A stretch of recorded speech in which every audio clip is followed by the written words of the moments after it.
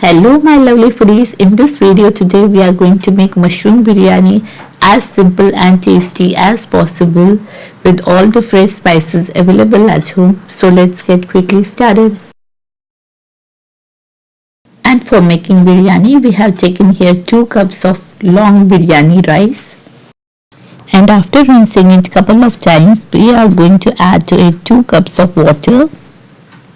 Keep it soaked for about an hour. And for mushroom biryani, we will of course take mushrooms. These are button mushrooms, 300 grams. We will thoroughly clean them in warm water couple of times.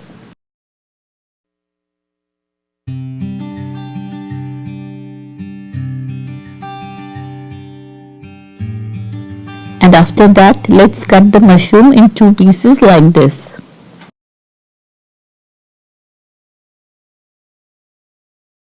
We are ready with our mushroom pieces. Now comes the time to cook. For this we have taken the pressure cooker. In this we will be adding 2 tablespoons of ghee. As you know, biryani is incomplete without ghee. After the ghee melts, we are going to add 2 finely chopped onions. And then what we always say, saute the onions till they are translucent. After the onions turn translucent, we are going to add to this 1 teaspoon of garlic paste. These are about 12 garlic cloves made into paste. Along with this, a teaspoon of ginger paste. Saute this over a low heat for about 30 seconds and then we are going to add our mushrooms. We will keep on sauteing the mushrooms over a medium heat for about 5 minutes, adding salt to it as per your taste or about a teaspoon. And then keeping heat to a low, add all the spices. 1/4 teaspoon of chilli paste. If you like more spicy, then add up to half a teaspoon. A teaspoon of Shahi Zeera. 1/4 teaspoon of black cardamom powder. 1/4 teaspoon of green cardamom powder. 1/4 teaspoon turmeric. 3 strands of mace, that is Javitri, made into powder. Half teaspoon roasted cumin powder, that is Zeera powder. Then again 1/4 to half a teaspoon as with spicy you like pepper. Half a teaspoon of cinnamon sticks made into powder. And we are going to add half a teaspoon of garam masala. Keeping heat to a low, roast the spices for about 30 seconds. Next we are going to add 2 medium-sized finely chopped tomatoes.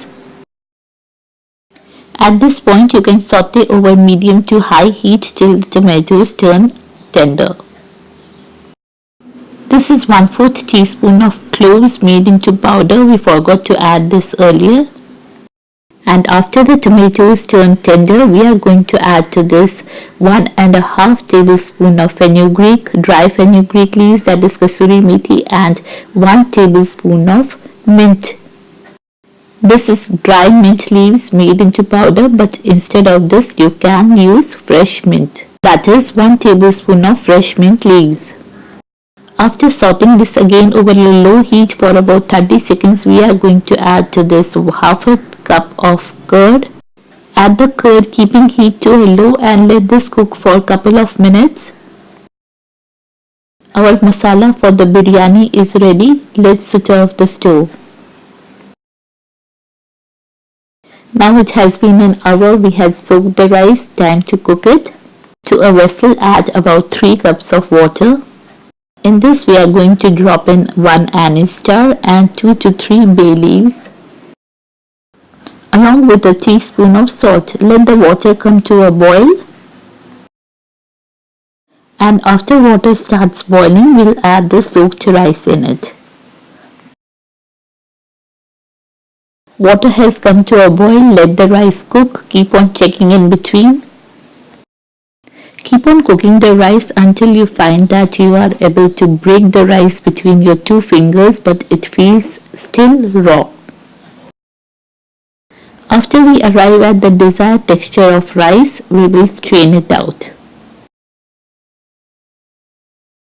Next, add the made rice over the mushroom masala.